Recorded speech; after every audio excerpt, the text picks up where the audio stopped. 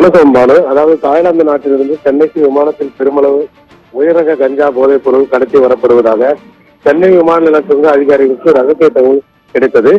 இதையடுத்து சென்னை விமான நிலைய சுங்க அதிகாரிகள் தனிப்படை அமைத்து சென்னை சர்வதேச விமான நிலையத்தில் தாய்லாந்து நாட்டிலிருந்து வரும் அனைத்து விமானங்களையும் தீவிரமாக கண்காணித்துக் கொண்டிருந்தனர்.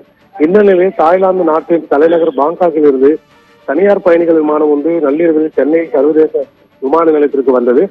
அந்த விமானத்தில் வந்த பயணிகளை சுங்க அதிகாரிகள் தனி அதிகாரிகள் தீவிரமாக கண்காணித்துக் கொண்டிருந்தனர்.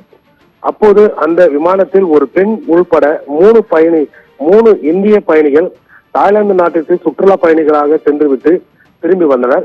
அவர்கள் மீது சுங்க அதிகாரிகளுக்கு சந்தேகம் ஏற்பட்டது. அவர்களை நிறுத்தி விசாரித்தனர். விசாரணையில் அவர்கள் முன்னுக்கு பின் முரணாக பேசினார். இதையடுத்து சுங்க அதிகாரிகளுக்கு அவர்களுடைய உடைமைகளை முழுமையாக பரிசோதித்தனர். அவர்களுடைய உடைமைக்குள் மறைத்து வைத்திருந்த உயர்ரக பதப்படுத்தப்பட்ட கஞ்சா பாக்கெட்டுகள் இருந்ததை கண்டுபிடித்தனர். 3 பேர் உடைமைகளில் சுமார் 24 பாக்கெட்டுகள் இருந்தன. அந்த பாக்கெட்டுகளை உடைத்து பார்த்தபோது பதப்படுத்தப்பட்ட உயர்ரக கஞ்சா மறைத்து வைத்திருந்ததை கண்டுபிடித்து பறிமுதல் செய்தனர். அந்த 24 பாக்கெட்டுகளிலும் மொத்த 23.48 கிலோ உயர்ரக பதப்படுத்தப்பட்ட கஞ்சா இருந்தது. அதன் சர்வதேச மதிப்பு ரூபாய் 23.5 கோடி.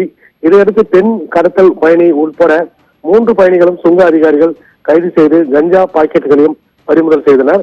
அதோடு அவர்கள் 3 பேரையும் சுங்க அதிகாரிகள் தனிப்படையினர் தீவிரமாக துருவி விசாரித்தனர்.